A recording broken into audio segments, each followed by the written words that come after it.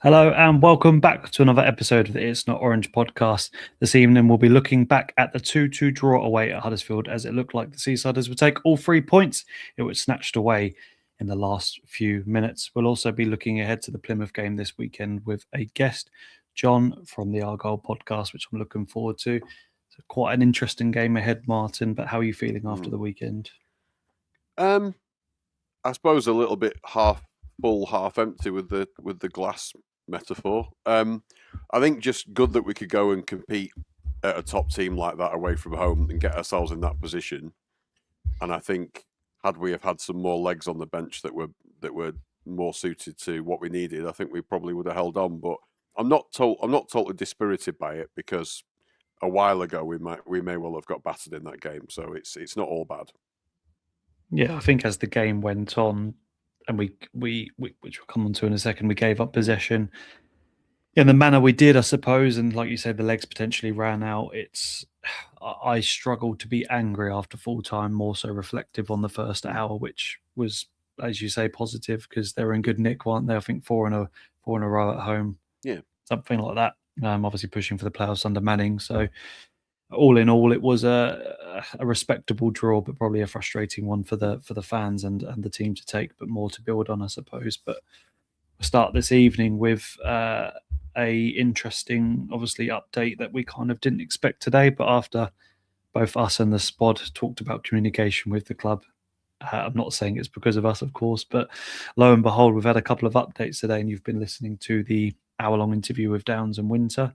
But ultimately, Winter came online this morning through the official site to say we need to come together towards the end of the season with 16 games to go. They need to do better with communication, but sort of maybe draw a line in the sand, I suppose. But he said a little too late, I suppose, and he needs to do more. But how is your thoughts on the message first and foremost this morning? Well, we've been saying all along that you don't ask for much. I think you just need some communication from the powers that be. Simon's not been able to say much recently, and he's going to carry on until Hong Kong is sorted out. And that was very clear in the interview from the off. Really, I think that's what's happening. Julian Winter just said, "I should have communicated more. I need to do more." If you listen to the Radio Lancashire piece, so it's on BBC Sounds. If you want to listen to it, it's about 49 minutes long. But what Julian Winter talks about, what I should say is, the perfect person for that piece is Andy Bays. And we've had Andy on here, and I've been on Radio Lancashire a few times. You have, Tom. Andy's a great guy, and he asks the questions that people want to answer or want answering. And he said straight away, just to clarify, Julian, has your role changed since you first came here? And he kind of said, no, not really, but his real kind of emphasis right now is just on building projects, and he keeps away from the football side of things apart from signing the contracts. So that was quite interesting. But he just really talks about, yes, communication's not been great, and there's all sorts of things. There's so much to unpack. It's very difficult to kind of pick out bits and pieces. But there were some things that I didn't realise we were having. He did list about 10 things he did in a row. Yeah. I'm 20 minutes in, and to be fair to Julian, I actually think so far he's come across as we're having new floodlights and things like that, which they're whacking in the planning application for that as fast as possible to try and get that done over the summer, because really it's the only realistic time you can do it. But they talked about David Downs was probably less interesting. You might not be too surprised to hear. He just talked about signings and selling players. The fact we've done a lot better than a lot of League One clubs at selling players. Two big sells in sort of within a few months of each other, etc., etc. But it's just good to get some communication, to be honest with you.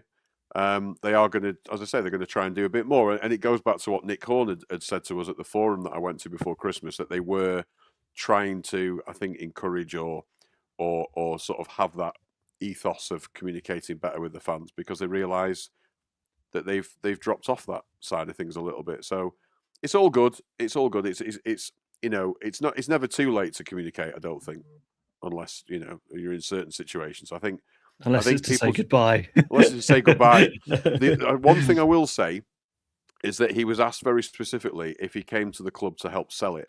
He said no, but he did say that he still, from time to time, works with like an outside party because they do field a bit of interest. There's nothing imminent at the moment, but they do field a bit of interest in the club, and they use a third party to kind of go through all that, so it isn't so time consuming for him and for the club. But they have had interested parties come along, and for whatever reason, the deal's not been right, or they've not pursued it too far. But it is still, as he said, I'm sort of open to receiving things rather than actively going out and pursuing it. But the lines of communication are open if somebody is interested in buying it. It's probably the way it's been for a couple of years by the sounds of it. But it's interesting that there have been interested parties and they are open to it, but they're not pursuing it. They have someone else to field that for them. So yeah. But listen, You're giving to it, away the it's interview, good. mate. I'm 20 minutes in, mate. I'm 20 minutes in. Have a listen. Yeah, I'm well. So far, so good. And like you say, it's nearly an hour long, isn't it? So, can I just go off piste a little bit today? I think Sure. it was on A View from a Tower, but on the message board. But we were talking about players like Imre and stuff that go on to do better things, and how he obviously hasn't kicked off at West Brom. And someone mentioned the name Ethan Robson, and I thought, what a player I thought he was going to be. And apparently now he's in non-league. He is in non-league. He's Madness. playing for. Is he not playing for Gateshead? Mate, I think he's playing. Well, he went to MK Dons, didn't he? And then went to. Yeah. Did he end up at Carlisle? But I'm sure he's at Gateshead now, somewhere like that.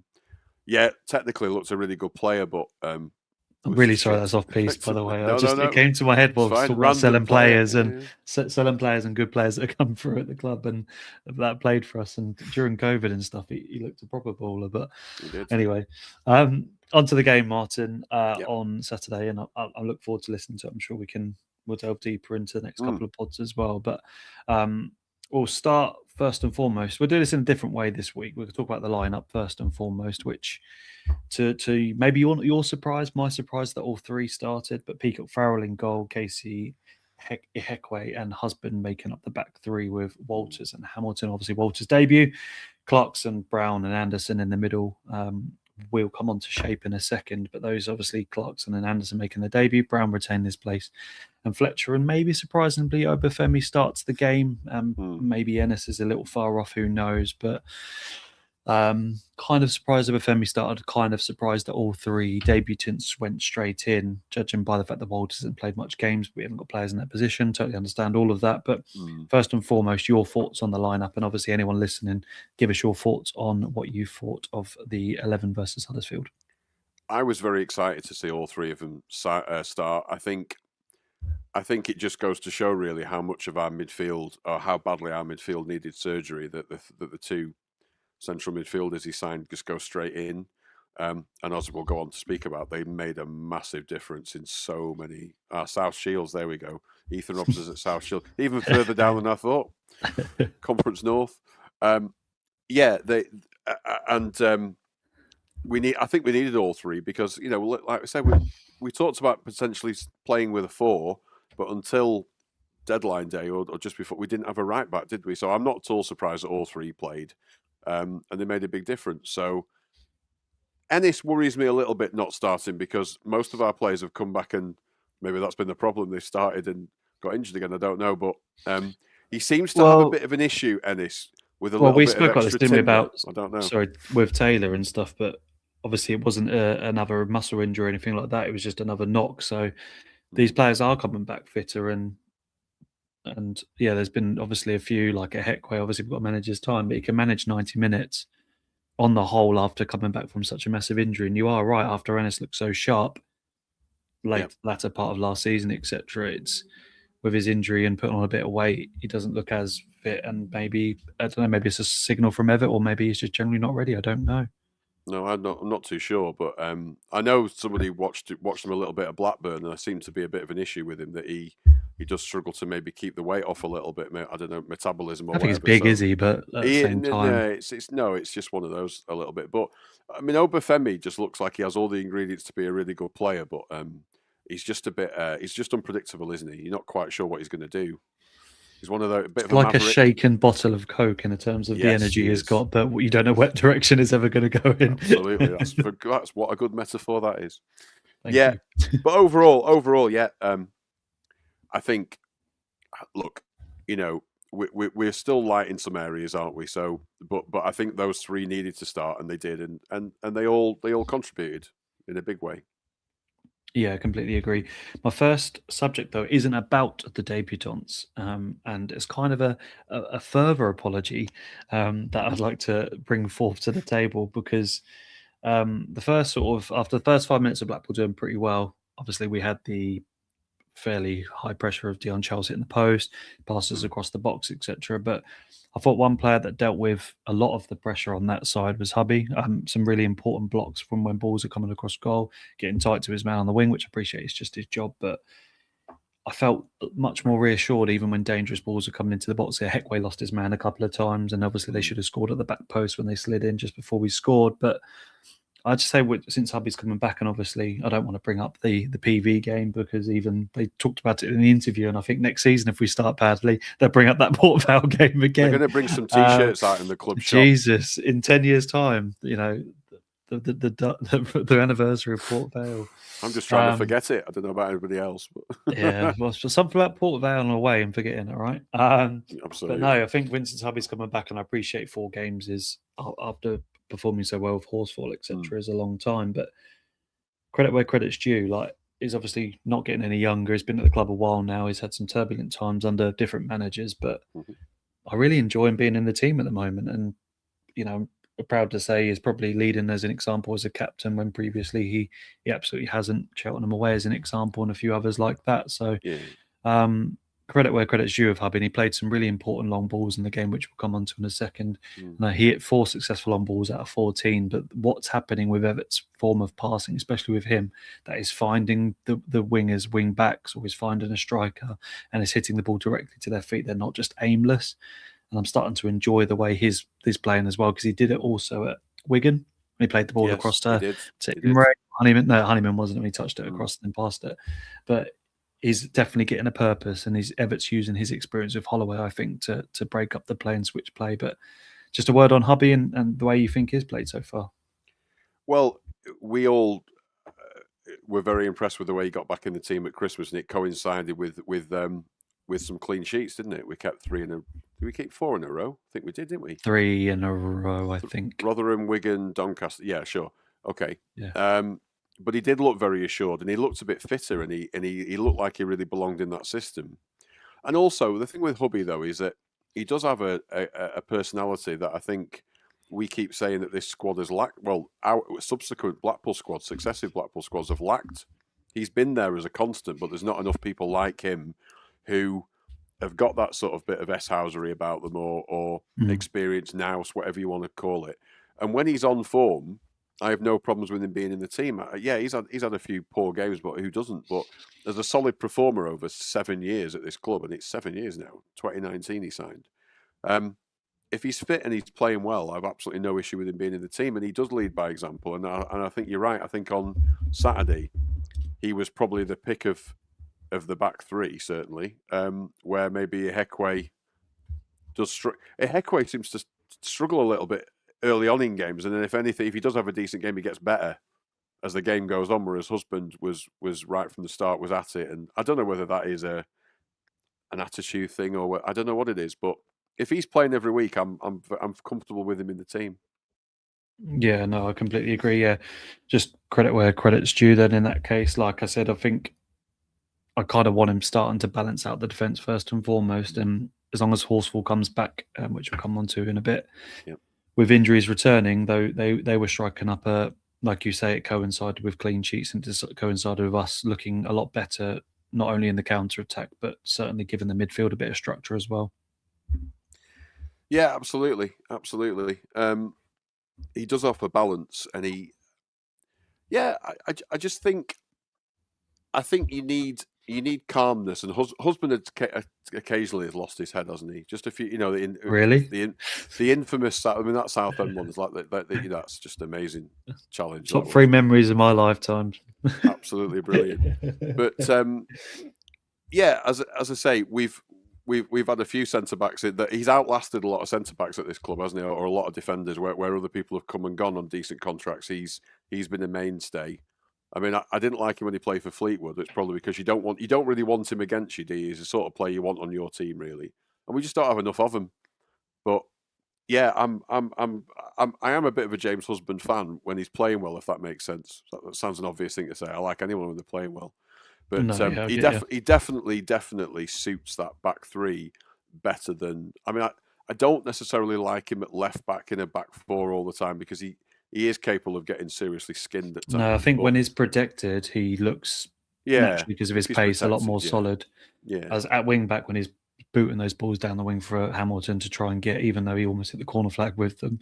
It was just tedious, and it happened every week. yeah. Whereas this time he's finding a man, Well, that's a much better more plan, isn't it? There's a better plan and a better to structure pass to the have. ball better. Yeah.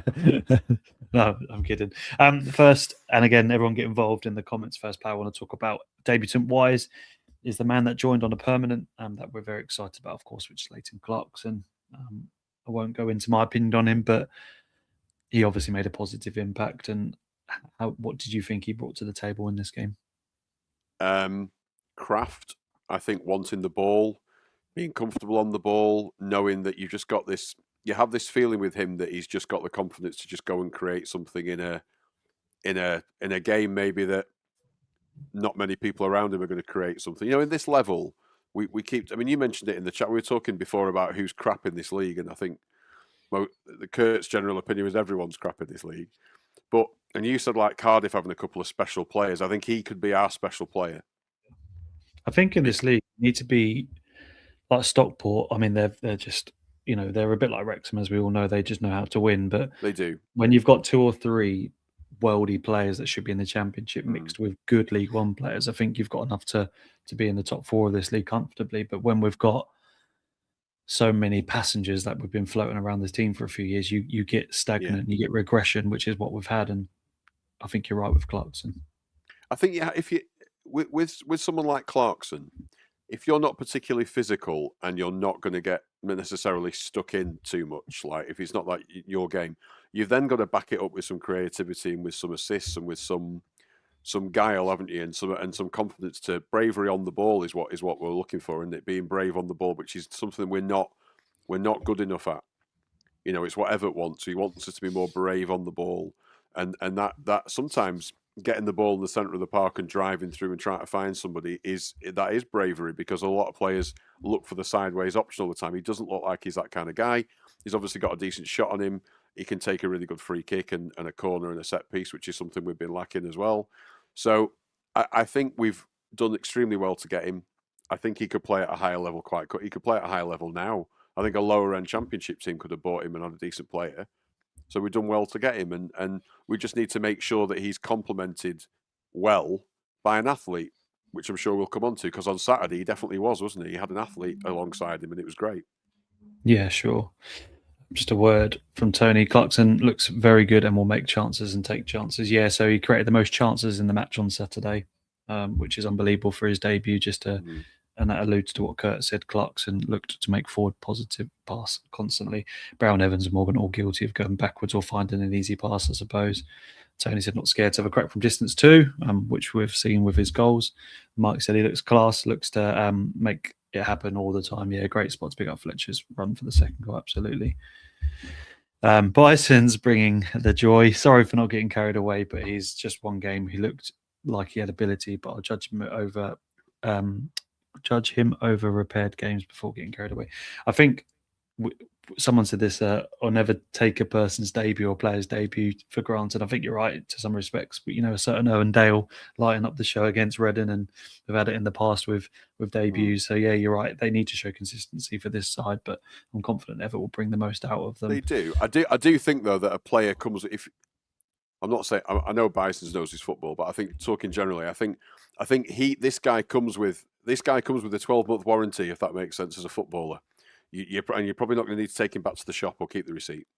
I think he's got form, and I think he'll be a good player at any team in this league. I think he's one of those. I think there are others where you kind of go, yeah, the jury's still out, but I do think with him, I think what you see is what you get with him, because an Aberdeen fans, the reaction from, as we said last week, the reaction from them tells you everything you need to know, pretty much. I think it's cumulative. Like a combination of them having a poor season and selling one of their better assets, I suppose. I think it lies upon frustration. I think they're higher up in the league. They might have said, who hasn't had much game time recently, fair enough. But because everything's gone wrong this season, I think we've got a mixture of frustration, but also anger that they haven't seen maybe enough of him and they're doing badly as well. So, like you say, he's our player and he did very well for the first goal. So after riding the storm, had a bit of obviously a bit of the ball. Blackpool, obviously, Hamilton's cross deflected out for a corner, and again talking about that man Hubby peeled away at the back post. If you watch the game back or extended highlights, you watch him sneak away from the defender slowly, which they don't notice is there. It's poor defending in many respects, but also clever, a clever bit of tactical play. Deep ball in from Clarkson, obviously getting the ball back in. Him being aware of the ball coming back in. A pass across goal, Nicholl should do a lot better. But again, Fletcher kind of needed that goal in a sense to carry his momentum on a little bit. But that was our first shot on goal. And it turned out to be obviously a very good one in terms of putting Blackpool ahead. It's good to score from a set piece or a set piece routine at least, because we don't really do that, do we? Very often. It's good to get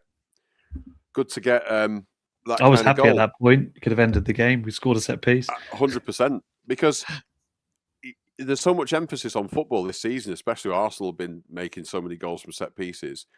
But then you look at some other teams and they're like, I don't know how many goals we scored from set pieces this season, but it's got to be what, less than 5, 3, 2, 3? I don't even remember. Is that even the first one? I remember so many chances. I'll try and Google it as well. We are not a small team in terms of our centre-backs. I mean, we've said that Horsfall should be capable of getting half a dozen this season and et cetera, et cetera. And Husband had a purple patch, didn't he, not long ago, of getting goals from set pieces, and he looked really dangerous. So we should score more, but you do need the people to put balls in, because our quality of set pieces over the last couple of years has been woeful, really poor. Yeah. Set piece goals apparently 8. Free kicks, etc. Obviously, like we had one at Exeter and a few others, didn't we? So maybe I'll try and find the corners for later on. But Mark's always asked that question: when was the last time we scored from a set piece? But another, obviously, an assist immediately for Clarkson, and 9 minutes later we had our second shot on target. But Martin and everyone in the chat, a word on Anderson, had the least touches in the game, which I think with around 34. But my God, did he add energy, bite, a bit of excitement into the midfield. It's usually like, oh, here we go again in midfield, isn't it? We get bypassed quite easily. But the fact that Brown could do his role a little better, and we'll come on to the team shape in a minute, because Anderson was given that athleticism in the middle. It was just for the 50 to 60 minutes that he was probably in the game and fit and ready to go.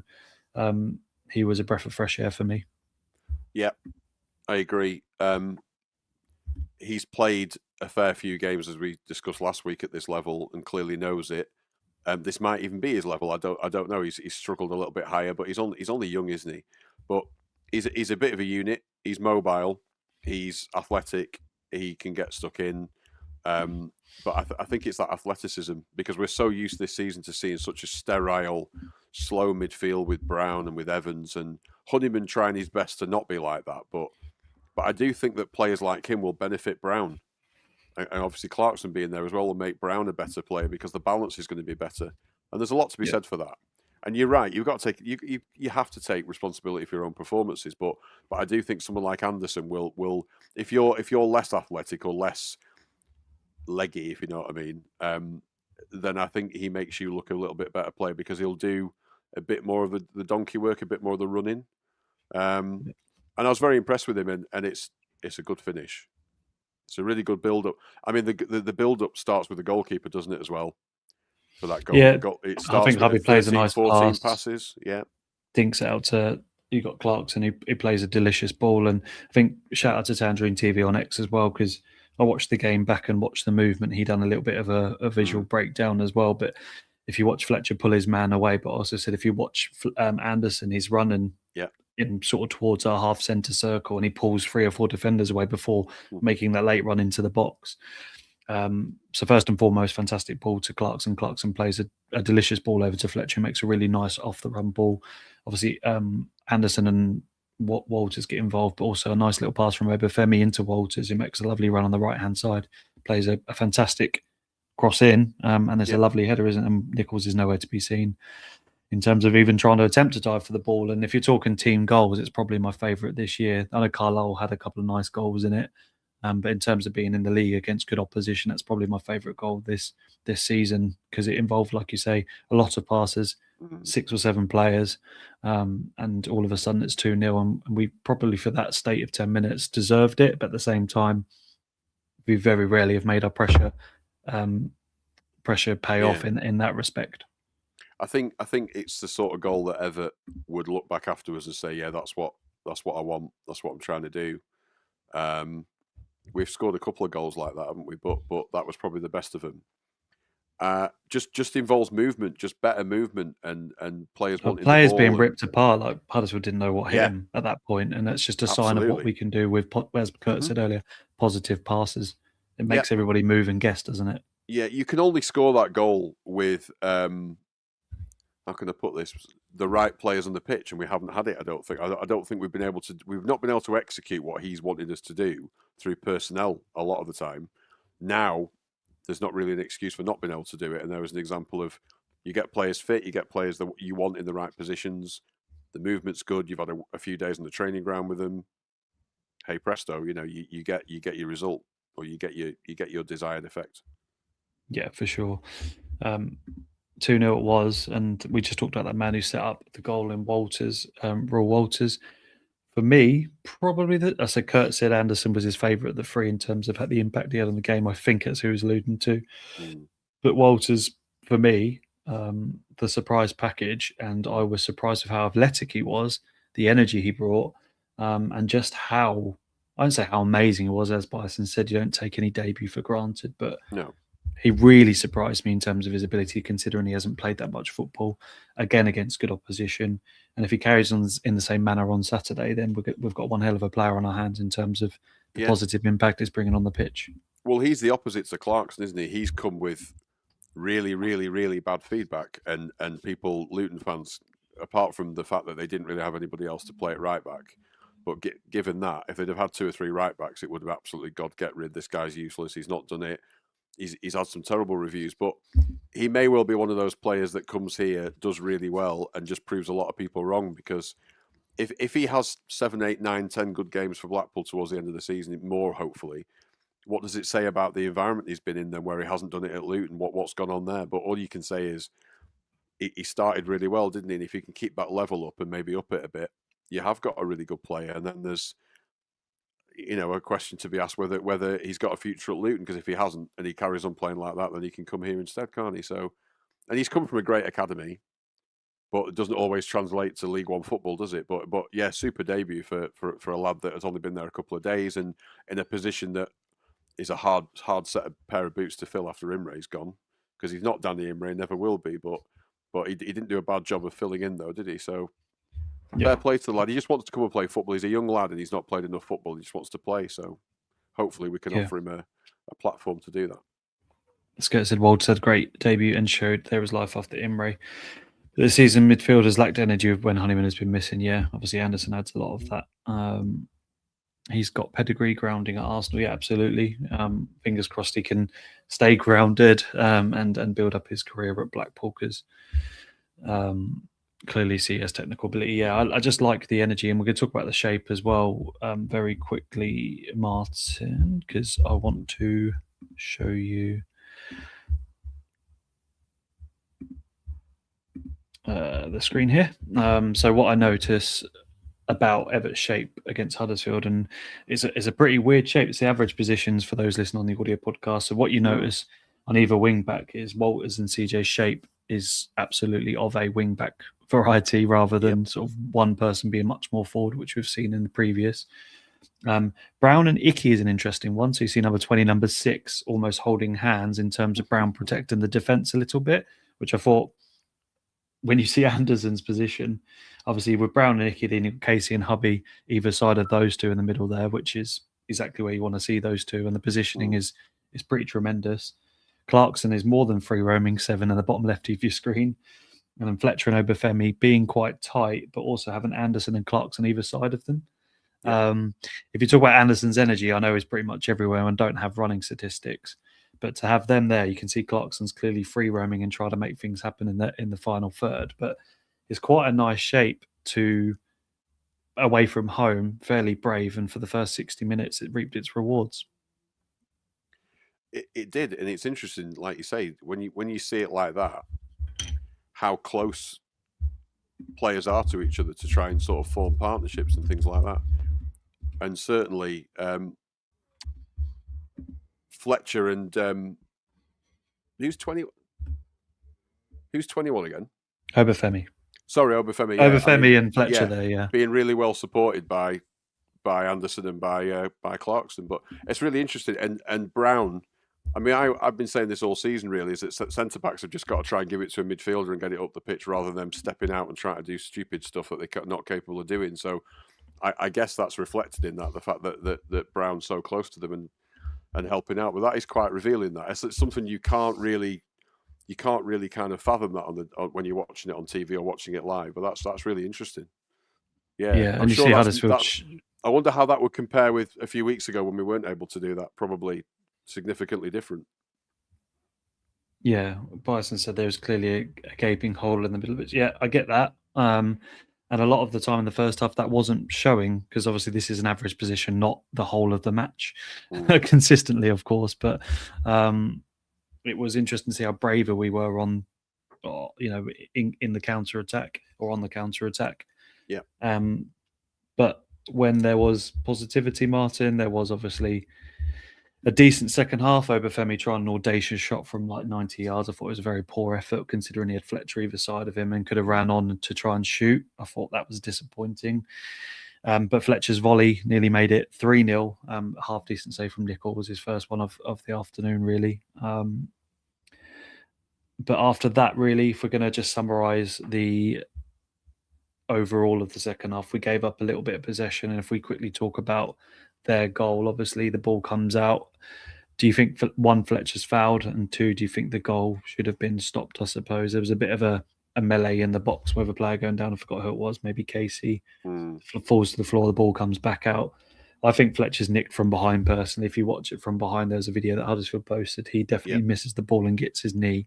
How the linesman hasn't given it, I don't know. But Fletcher does go down. He gets it back up quite quickly. And maybe Higgy said in the chat, like, if he just stood up, I don't think he could have just stood up. I think he's been hurt personally. I don't know. But he could have maybe ran out and stopped the cross. Could we have been a bit more aggressive and pushed him over to stop the cross? Because Fletcher puts his hand up a couple of times to not. I don't know.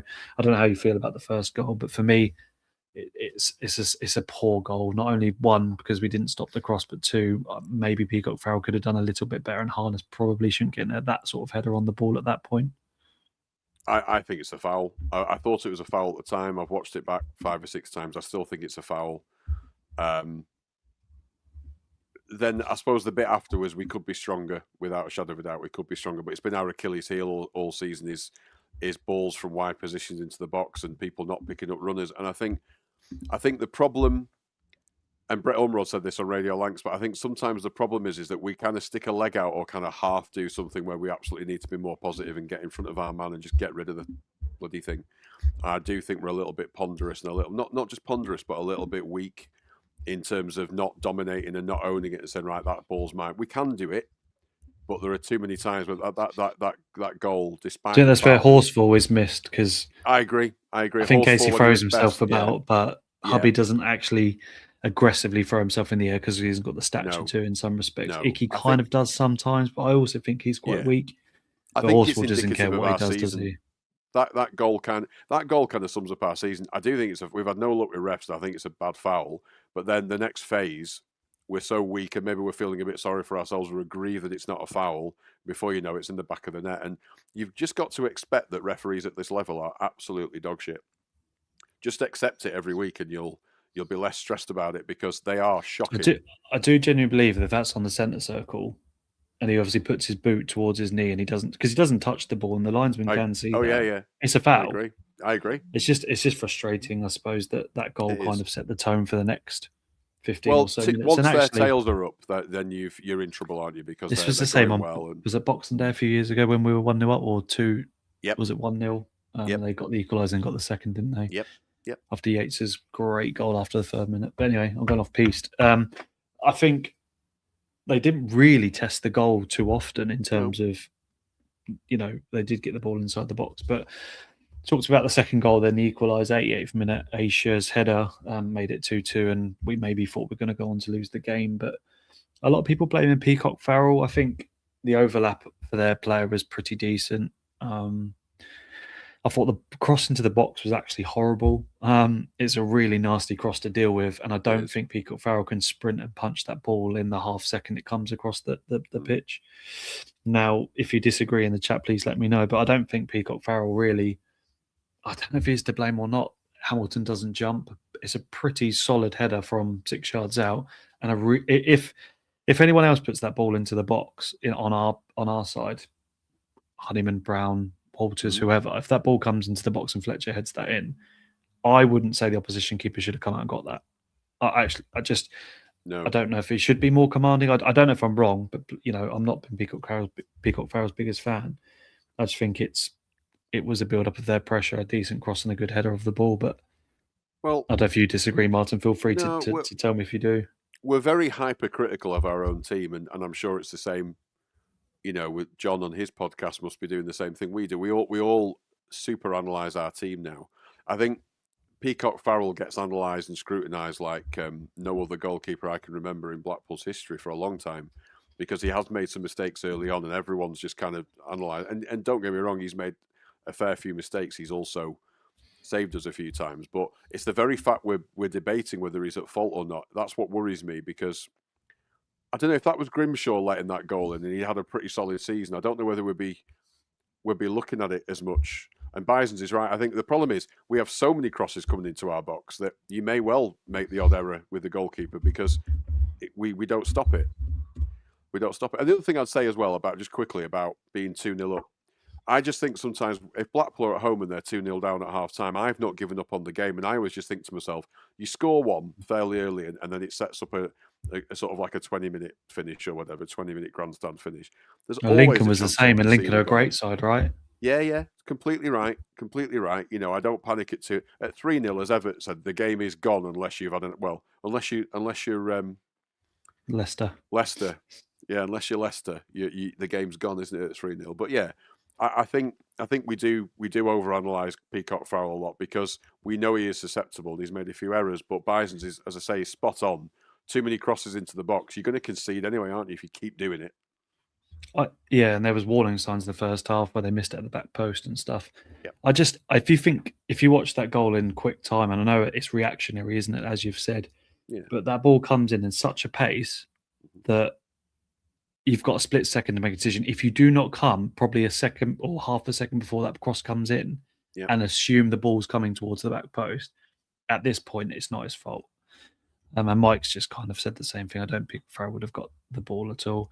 Kurt said, sorry, I'd expect a goalkeeper to move further away from his line than 5 metres for someone of his size. It means we are under pressure all the time. He's costing us often. I don't know. You might be right, Kurt. I don't want to sit on the fence, but there's so many players in the box and the ball comes in with such pace that there's about 10 men in the box. Hamilton's on the back post. He can't react to the header being bulleted in. Everyone said Hamilton should have jumped for it, but if he's on his feet as the header hits, he can't land on his feet and jump at the same time. Whilst I understand Hamilton's not the best defender or player, I just think if we scored that goal in the last minute, it would say, good build up, great overlap, good cross and good header. You could always defend more, but what I'll be interested in is whether they offer Peacock Farrell a contract at the end of the season, because because of money and B, because of results. But Everett also said we wanted him to longer. I think he alluded to him wanting to see his options, which there won't be many championship clubs. I think as to how he said it, Everett said we wanted to sign down longer, but we'll see how the year goes. Nath said even a mate, Grimshaw was immune from criticism from a lot of people. Mark said, didn't Everett recently say that Peacock Farrell wasn't to come off his line claiming crosses? I'm not sure. I don't. Someone said that. I don't remember ever seeing that. Grimmy was a god to some people. Yeah. Okay. And Gunn, a keeper should command his 6-yard box. He's an excellent shot stopper, but is poor coming collecting anything. He's weak. Keepers are very protecting today's game. That's a fair point. So it was a dodgy scoreline. That first goal changed game completely, given by the ref. Yeah. watch every other keeper at this level. They collect our crosses all the time. He never ever comes, and he's the tallest keeper we've had in years. Big fan, Kurt. And Bizer said not on 22 grand a week, won't he? I'm assuming he's not on 22 He's anymore, not but on I'm 22 assuming he grand got. a week here. I'm assuming he got a handsome payout from Birmingham. But Martin, just before we bring in John, he's been patiently waiting. Thank you, John. Just surmise the game for me. I think overall, if you have 60 minutes of dominance, we probably should have walked away with 3 points. But I'll caveat that with, Huddersfield at home under a new manager played fairly well, and we kind of gave up possession, and it just the sort of the river dam broke a little bit. If the first goal doesn't go, which is easy to say, I think we comfortably see it out. Like you say, tails were up and they smelt blood a little bit, and we couldn't get a foothold in the game, and the subs didn't really help either. So I think I was happy in the end to walk away with a point, but obviously very disappointed that we lost the 2-goal lead.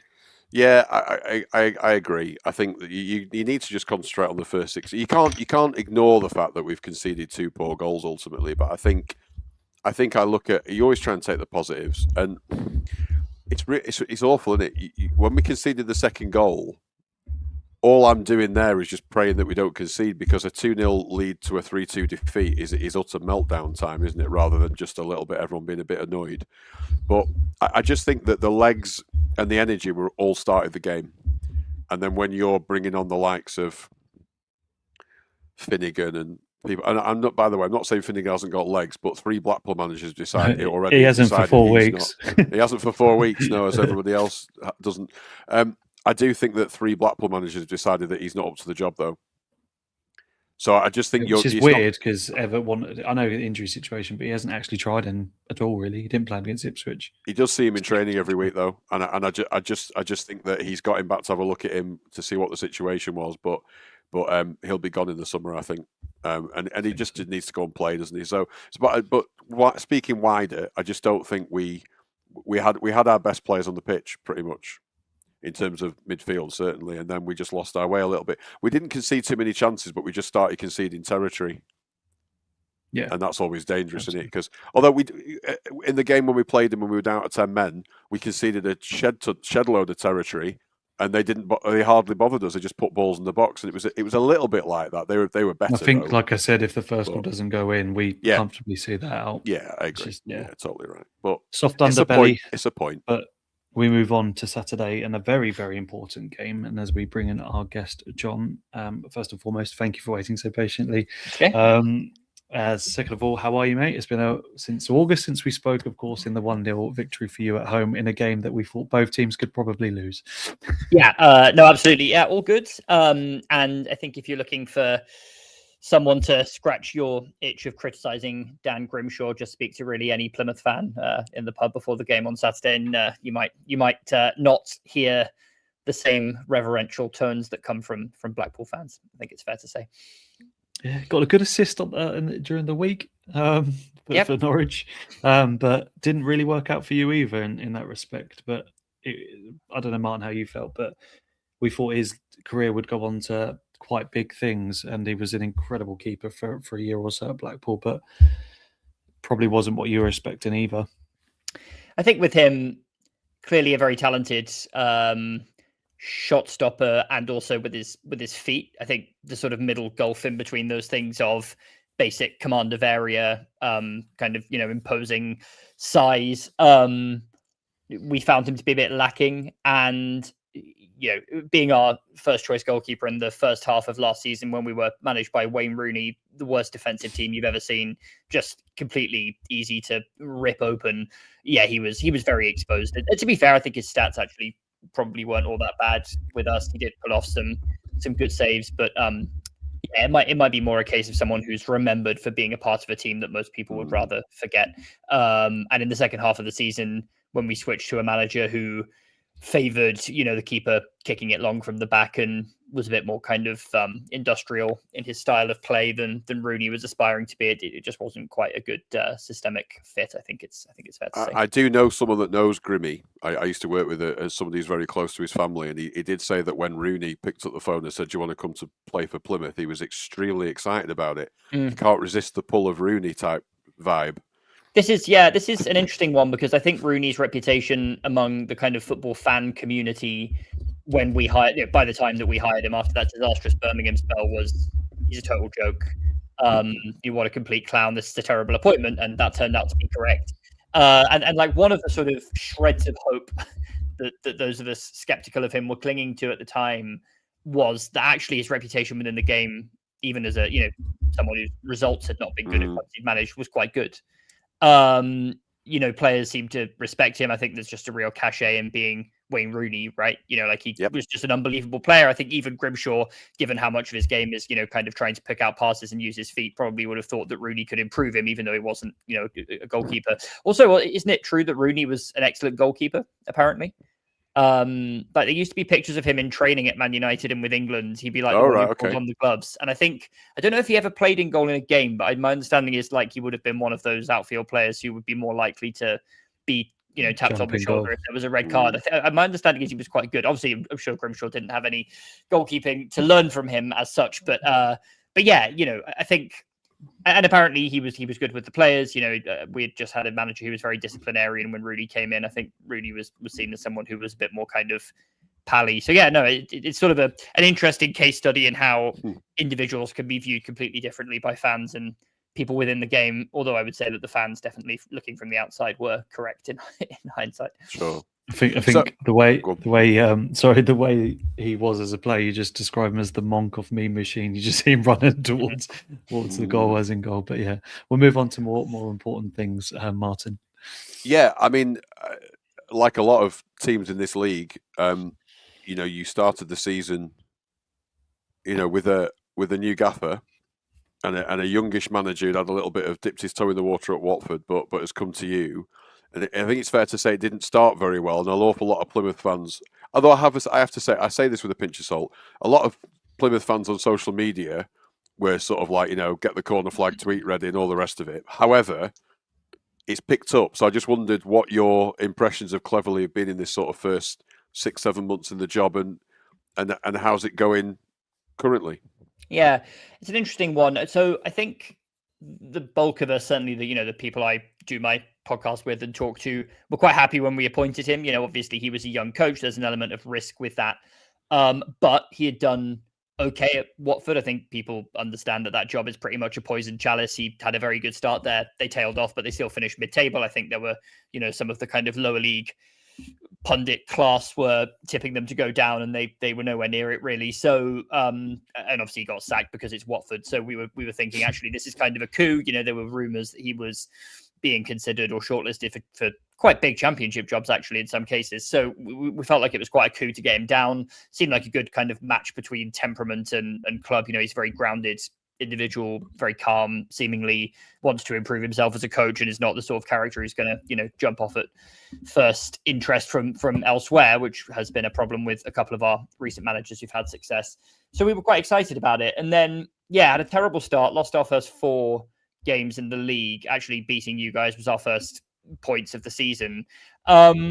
And then we had, after that we lost 4-0 at Cardiff, which was bad. So it was 5 defeats from 6. But then we had a pretty good month of September, won at Luton, smashed Burton, beat Stockport 4-2. Things were looking up. And then we just went on the craziest, terrible run you've ever seen. I mean, it was really bleak stuff, losing every week. Weren't having shots on goal really at all, looked terrible defensively. Bond between the fans and the team and the board, really breaking down. Obviously, we've had success in recent years with the model that we've built ourselves around, but it seemed like everything was falling apart. So, and I think that there was initially some sympathy for Cleverley, based on the fact that we had to overhaul our entire squad after coming down last summer. It was pretty clear that some of the recruitment wasn't really quite up to the standard that we had expected, or at least was, very risky. Interestingly, I guess we'll come on to this. Some of those players are actually now kind of coming good a little bit, but at the time it looked like we were just kind of miles off it in terms of where we'd hoped to be squad strength wise. So yeah, I think there was a sense that really this was not on Cleverley, but as the weeks went on and it wasn't just that we were in mid-table, which would have been underperforming our budgets, that we were at the bottom of the league. I think there was a growing sense week by week, more and more fans kind of jumping on the bandwagon that he should be fired. And I think I am certainly among the people I do the podcast with. We're all very online, so maybe it's still an unrepresentative sample. I tend to be the last to call for the manager's head, and I think I probably was too late in calling for Rooney to be fired in hindsight. Even I, by mid-November, was like, this seems unrecoverable. Every time we lose, he's straight off down the tunnel. Doesn't really seem like there's any kind of fight. He looks just miserable. And I think it's fair to say that any other club in the Football League would have sacked him. I can't think of a single club that wouldn't have pulled the trigger, given where we were. That's not how we do things, apparently. So the board came out and said, explicitly, we're going to back him. He's a young coach. We need stability. But what we did do in, I think, like mid-November kind of time was we hired Derek Adams, who had been our manager back in the 2010s. Obviously, since then, managed Morecambe, took them up to League One, had a couple of spells there, who is a very different character to Cleverley, kind of a volcanic, Scotsman with ideas about football that are a little more old-fashioned, I think it's fair to say. I think a lot of people felt that maybe Adams was being brought in to sort of either tell Cleverley what to do or sort of, annoy him so much that Cleverley quit and Adams would get the job. And since then, it's been, certainly until the last couple of weeks, transformed. We look a completely different side, vastly more organised, a lot better at the back. And there's threat going forward. Things are not perfect. We've lost our last two. We lost 4-1 at the weekend, which was not really a 4-1 game, but, it wasn't a great performance, to say the least.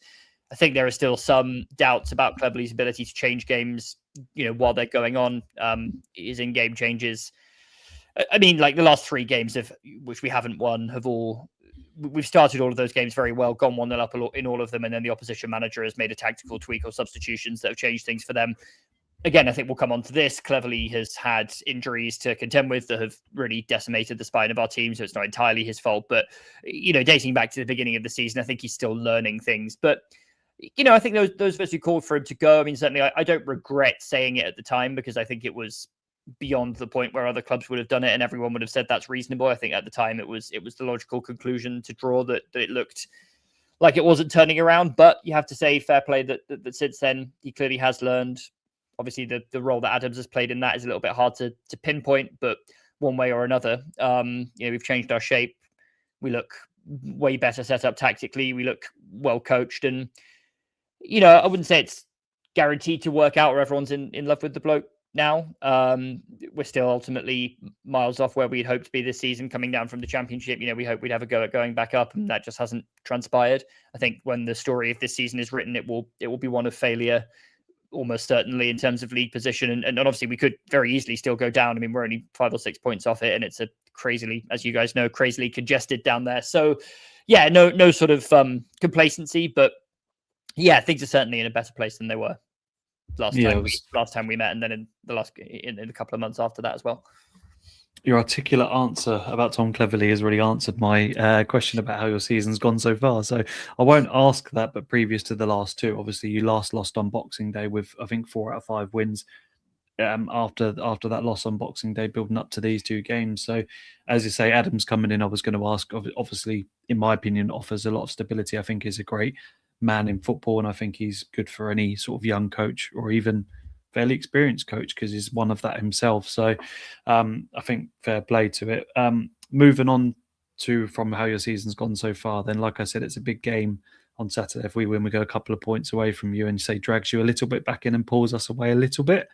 Talk to us about your current setup, the way that since the games have changed and you started to have a bit more stability in your results, how has the team chopped and changed in terms of shaping the injuries? Yeah, so we're playing 4-4-2 now, which is very different to how we played at the beginning of the season, when we played with a focal point striker and then sort of wingers in behind. And it's a bit of a double-edged sword, I would say. I think that on the one hand, like from the start of games, we look just so much better for all the reasons I just laid out. I mean, you guys should expect us, and I would hope it's the case again, to just really come out and play, be right in your face, really high up the pitch, pressing with really high intensity. Whether we can sustain that for 90 minutes is a different question. And I think that comes on to the other side of the sword, as it were, which is that we didn't recruit for this system in the summer. So we have quite a lot of players now, consequently, who look like square pegs in round holes.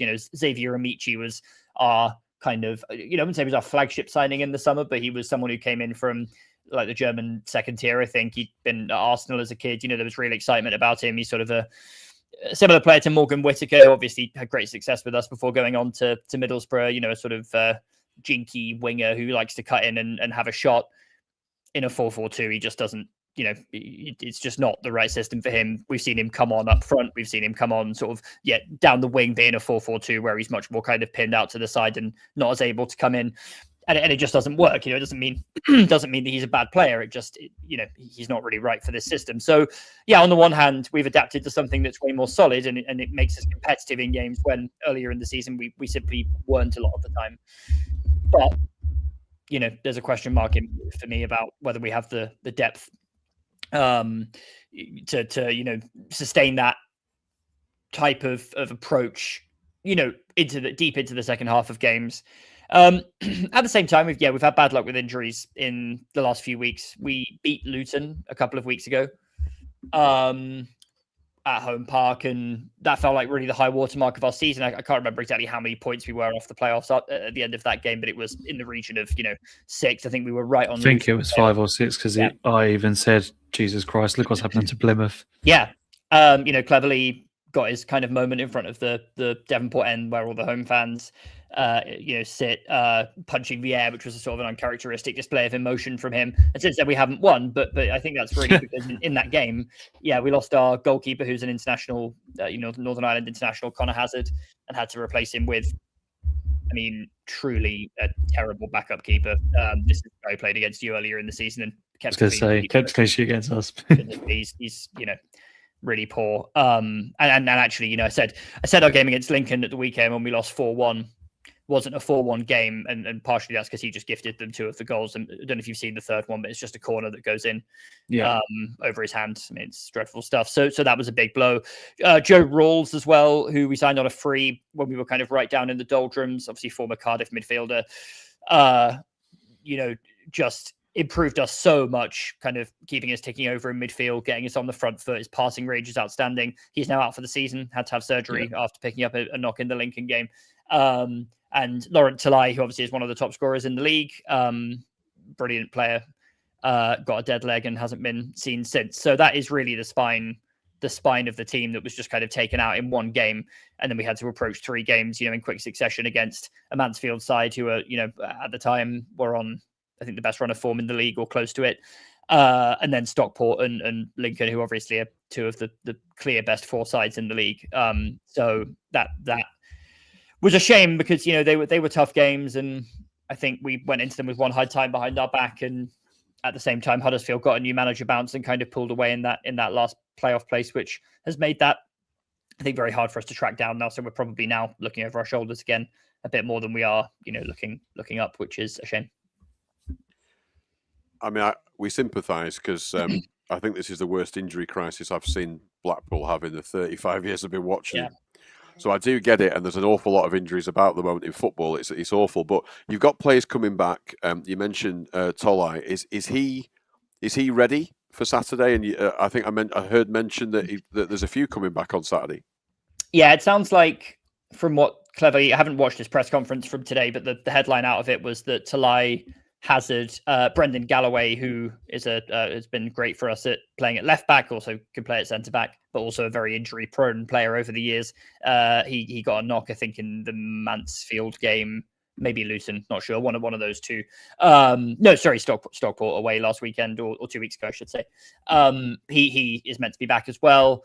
And we've also got Bradley Ibrahim coming back, who hasn't been seen since October or November. He's been a really long-term one who, still a young player who's learning his trade, but clearly got a lot of ability, and I'd be interested to see how he goes. He's a central midfielder, and obviously since he has been injured, we've switched to 4-4-2. So kind of interesting to me to see how he slots into that system, because he's someone who seemingly has the attributes to play both as a defensive midfielder, but also has played in the 10 for us. He's kind of a quite box to box in that way. So exciting to have him back in the mix. So apparently all of those players are ready to return to the squad this weekend, all those 4, which is great.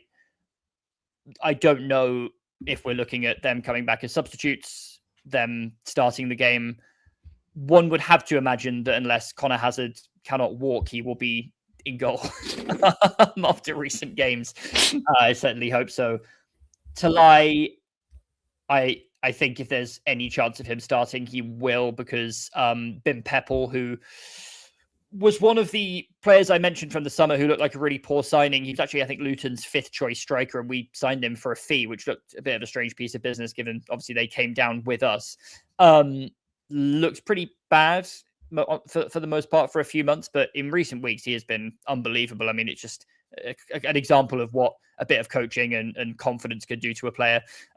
He's gone from looking like someone who couldn't score a 2-yard tap into someone who's put the ball in the net from 25 yards in both of our last home games with 2 outstanding finishes. He got a bad knock to the eye in the last game. It really swelled up. Apparently, he's been in training this week. And I don't know. They tweeted a picture of him in training. He just had a bit of a puffy eye, but I don't know if he'll be available. My guess would be no.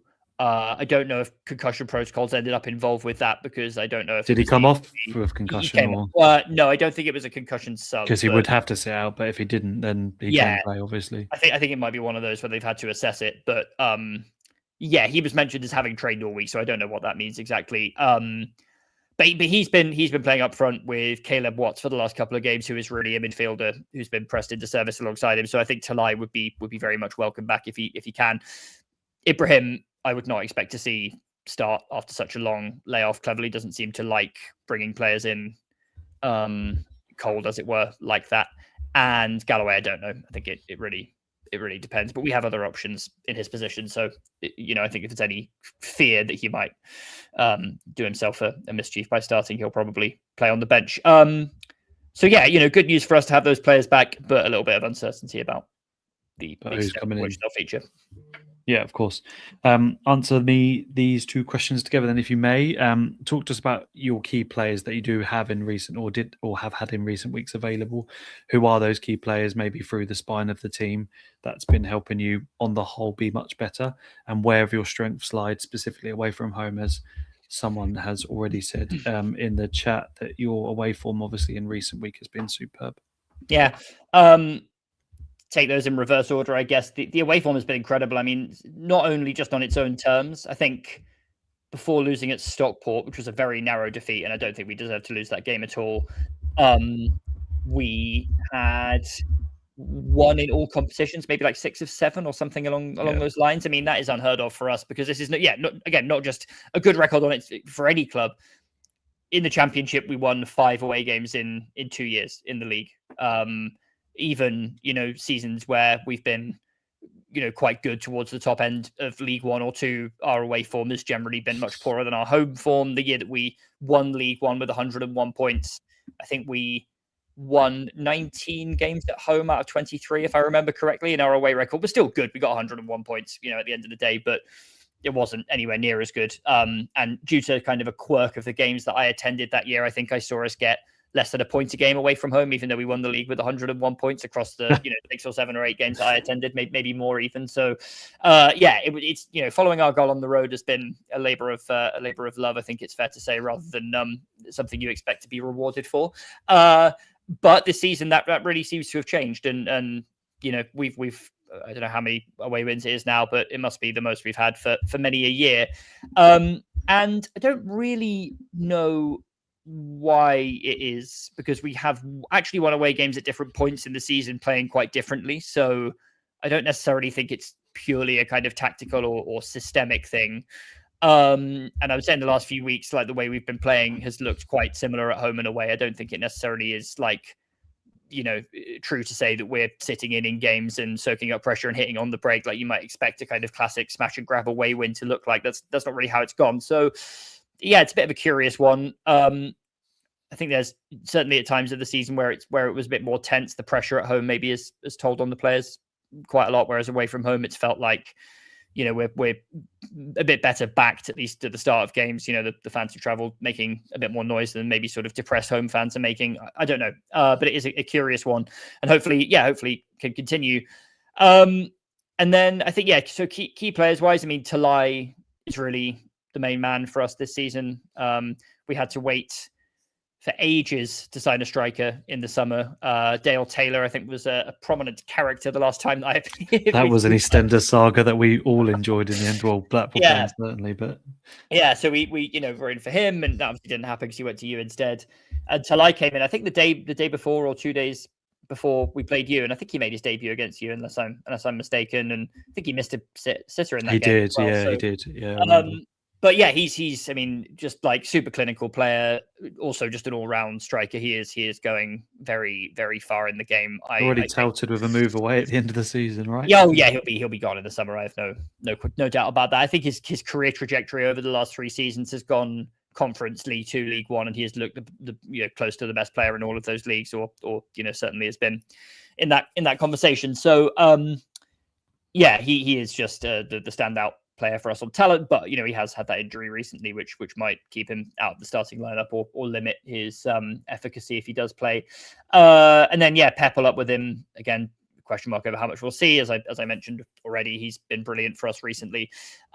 Defensively, the back sort of centre back pairing is now Alex Mitchell, who's on loan from Charlton, and Matthias Ross, who's a Danish centre back who we signed on a free from, I think, Galatasaray. Mitchell is just a kind of proper meat and potatoes League One centre back, just heads everything away. Doesn't have a ton of quality on the ball, but he's going to give you 110%. I think we signed him just because we had that terrible start at the beginning of the season, and we just needed someone who was going to be a general back there rather than try and overcomplicate things. And Ross, again, I think is actually quite good in the air as well. He's a bit more kind of rangy rather than someone who is sort of a lock the door type of centre back, but has been pretty good in recent weeks. Had some absolutely outstanding games. And others, where he's been okay or fine. He rarely sort of lets the team down. Midfield, I mean, it's a bit of a tricky one because Rawls was really the linchpin there, but he's now out. But we did on deadline day sign Herbie Kane from Huddersfield, who is a player I really rate very highly. Going back to his days at Barnsley, I remember them beating us in our promotion season. He just ran the show. Really kind of, high quality midfielder for this level in terms of his passing range and his energy. And he came on against Lincoln with the game pretty much already lost and showed some real flashes of quality. So I'm hopeful that he might get a start on Saturday. I think we could use his kind of vision to propel us forward from midfield, because otherwise we've been playing 2 central midfielders who are quite similar players, both sort of defensive minded in Malachi Boateng and Brendan Wiredu, who they've been okay in recent weeks, but I think that they're a bit limited in terms of getting us up the pitch. So hopefully Kane can come in and make an impact. In terms of weaknesses, where do you think that we could potentially get some joy on Saturday without giving the game plan away? Where do you think we can get some joy? Well, if our second choice goalkeeper is playing, I would hit the ball close to him. Hit the ball at the goal. Good shout. Yeah. Well, shoot. it's sometimes difficult for us to do that, but we'll have a go. Yeah, and crossing, just put any crosses really into any area that you would normally expect a goalkeeper to claim it. No, I mean, in seriousness, he's the glaring weakness in the team as it has been constituted in the last few weeks. So he will be targeted. I have no doubt about that if it is him in goal. If it's not, then I think the kind of general weakness is in recent weeks we look like we are very, very hot out of the traps at the beginning of games. But if you can kind of weather that early storm from us and just be patient, it seems that we get tired. It's a bit of an interesting one because we've lost the last 2, and in both those games we have gone from like looking really, really hot in the press up front to just kind of falling off and gradually just getting sucked further and further back.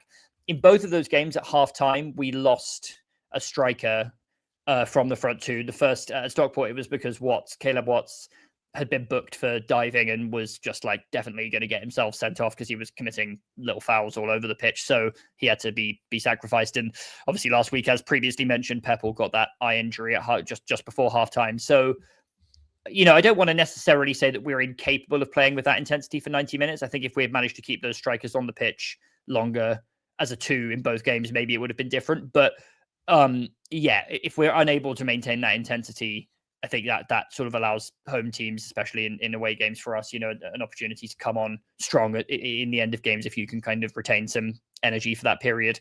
And we look pretty vulnerable in those passages. And defensively, we're a lot better than we once were, but we are capable of conceding a really bad goal. We are capable of getting cut open once or twice a game or of scuffing a clearance. So I think if you are able to create a kind of high volume of chances against us, I wouldn't back us to keep them all out of the net necessarily. I suppose to that question, then we're fairly decent on the counter, and obviously we're getting to learn our new players, the likes of Leighton Clarkson and Croy Anderson, who offer a lot of energy and hopefully technical ability with the passes. How are you on the counter attack when you are playing with that intensity? Is there a lot of gaps in behind, or do you keep your shape fairly well? I don't think that any of the goals we've conceded recently have been on the counter at all.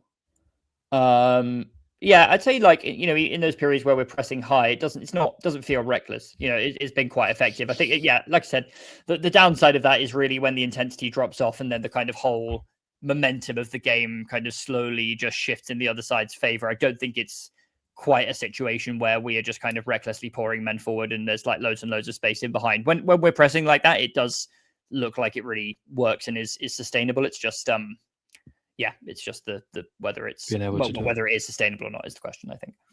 No worries. Mark has said, what was in the middle of that glass, John? Oh, it's a duck. If you can really see it. Not edible or drinkable, just it's like a glass that has a duck in it. That is the first time I've ever seen a glass like that. That's great. In my 34 years of life. Martin, you have any more questions? No, I don't think so. I think you sold 1,300 tickets, I believe. So that is a hell of a as Big Dog Walker is a regular. He doesn't walk a chihuahua, that man. Absolutely. Yeah. It's a Labrador all the way or a Rottweiler. No, he rightly points out that being a Plymouth fan is statistically the most expensive, or logistically the most expensive in this league. I would have thought by quite some way. So 1,350 is unbelievable. A lot of people getting dumped on Valentine's Day, I think. Hopefully not me. We'll see. Are you going? You're coming yeah. I'll be there. Yeah. No, I mean we have amazing support. I live in London these days, so it's a little bit easier for me. But yeah, I mean we have sold out. We sold out the Stockport away end. I think we must have come pretty close to selling out Peterborough if we didn't actually sell it out. You know, we've sold out Leyton Orient on Tuesday night next week, Crazy. Which is the away game after this one. And yeah, you know, 1,300. That's a nice one for you. yeah, easy one for me. I've actually never been there because every time we play them, I'm away or it gets cancelled or something. I had a ticket there in March 2020, so you can guess what happened to that game. So it will be a new ground for me, as will Bloomfield Road. So I'm excited to make the trip. But yeah, no, we're very well supported away from home, and I think it's a real testament to the fans' patience that we've had such a poor season, and those numbers are still there. Obviously, again, as we discussed, it has been better away from home comparatively to previous years when it's been really slim pickings, but I probably would have expected the away attendances to fall off more than they have. It's been nice to see. Fair enough. Any questions for us, mate? No, I don't think so. What's happened to Dale Taylor? Is he injured? I haven't really followed his progress too much. He's looked great every time he's played for us, but he's had two very long-term injuries.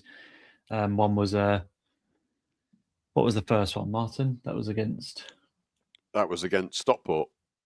Yeah, he away, landed funny, didn't he? He did. Was it when he landed funny? Yeah. I think it was knee, wasn't it? And then he had foot. Yeah, so random injuries, unfortunately, but played against Wigan, looked fantastic. And then, just two really weird injuries. Bison said hammy.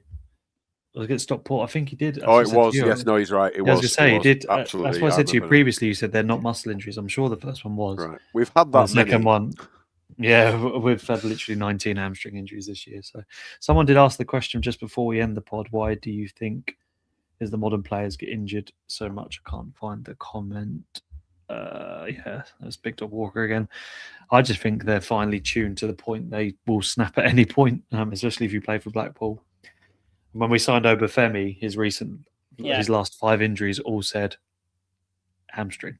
That was going to be. I was going to say Obafemi played for you too, right? So that was going to be my other question. I think he might be in the Dan Grimshaw category. If you ask our fans about him, I don't know. Honestly, I think his impact would best be summed up by the fact that until you signed him last month, I'd forgotten he existed. And so did Burnley fans, ironically. So when we signed him, they said, "Oh yeah, he plays for us." I don't want to be openly critical about our own players, but I said, after our pod last week, I can't see I just can't see a composed striker there. But he had some nice moments against Huddersfield, but then he had sort of really erratic moments. I know he scored a couple of decent goals for you, one famously in a winner at Home Park late on, wasn't it? I saw in this highlights reel, against Pompey. But I feel like he just needs to settle and get his positioning and structure in the game a little. But he also offers so much energy that I think he pulls defenders left, right, and centre. So it's kind of chaotic. I think there's in a player in many respects. I think there's a player in there. And on his day, he's capable of having a really good game. I just think consistency was not really there for us. Yeah, and you are right. He would have been playing consistently somewhere else if that was the case. But he's technically what me and Martin spoke about with Dale Taylor, Ashley Fletcher, Ennis, and him. He's technically our fourth choice striker, but is keeping his place to start lineup at the moment. But we may see a return for Ennis on Saturday. But with 2 home games in 4 days, hopefully we see a mixture of them all. Obviously Ennis and Obafemi. Yeah, well, I'm sure one of those two will score against us. If Obafemi could get a hat trick, that could be his lasting memory. But we need a win, mate. Feels like it's been forever since Burnley Northampton. But I'm going to call it pod. It's been a little over what we usually do, mate. But you've been an absolute joy to have on. Thank you for giving such a good insight into Plymouth season. Thanks for having me. No worries at all. Take care, mate. Thanks, Martin. Yep. Hopefully we'll be back Sunday or Monday. Got a quick turnaround, haven't we? So we've got a Mansfield guest lined up because he did it last time. I thought he was a very good guest just before Bruce's first loss and not our sixth winner. Yeah, I remember you going to the game, but great guest, and hopefully he can pop on and talk all things Mansfield. They've done a fairly good season, haven't they? So they have. It's a big week. It's a big week, to get two back-to-back home games, an opportunity to get out of trouble or give some daylight, isn't it? So with Bolton and Lincoln coming up, it's got to be a minimum 4 points for me because they're not fun games, and whilst they're not, Bolton is appetising, they were in ridiculously good, or say fortunate, or they're just winning games, aren't they? They're starting to win games that you have to, but they're not. I talk to people at work, and they're not any way impressive. Yeah. So but Lincoln are. But it'd be typical of us to get 0 from next 2 and 6 from the 2 away. But it would. A decent points return from the next 2. I mean, 6 would leave us in a position where March becomes a bit happier. But obviously, if we lose any of the next 2 and then go into Lincoln and Bolton needing points, it's going to be not a tasty March. With there's got to be a point where Everts, where he keeps saying he loves the job and the players are really trying, but those tries have got to go into 3 points one way or the other, haven't they? They have. I'm very optimistic about. I mean, look, it's not going to be, as Julian Winter said in the interview, it's not going to be a successful season just by staying up in it with nothing to celebrate. But it's just an absolute must, isn't it, to get these points? Yeah. And I still think March will be the telling month because I don't want to go into March needing points. No, with the behaviours and the. No, yeah. I think we've got enough home games to do this. I do. But hey, we'll be all right in the end, I think, because we've got a squad that a lot of teams down there would kill for. I think as long as they all stay fit. Yeah, absolutely. All right. Yes, Tony's a bit late on. We're a bit delayed, but Ennis has fond memories playing for you. Yeah, of course, winning the title. But fingers crossed he can be on our score sheet on Saturday. I don't know who you think is going to start. Do you think it'll be unchanged? I think the midfield will very much stay the same. I think it'll be completely unchanged, actually. I think he'll just go with the same team. Do you think Hamilton will play again? Horsfall might get in. I'm not sure he'll risk. But the only thing he might do is play Horsfall instead of a Heckway, or play Ashworth and then move Hubby out. But I think he likes the back 3 with either a Heckway or Horsfall. So I'll go with one change up top. I think either Bloxham will start or Ennis will come straight in. Okay. That's my prediction, but fingers crossed for a successful game on Saturday, and we can look forward to the Tuesday game. He was a stone lighter when he played for Plymouth. Yeah, that's all from us, Martin. I just want to give you my thanks. I know you've missed your wonderful night of darts, but the final is about to start. So it's okay. There's 15 other nights of this extremely repetitive format every week, so it's all right. Don't worry. You've seen one. You've seen them all. Yeah, absolutely. No 9 data yet. Oh God, but no- the weightlifting guy's on now from Wales. Go on. yeah. Right, mate. I'll let you go, but thanks again, and thank you for everybody Cheers. once again in the chat for getting involved. And hopefully, we'll be back on Monday to analyse Saturday's game against Plymouth and also look ahead to the Mansfield game. But from all of us at the It's Not Orange podcast, we'll speak to you again and see you again very soon.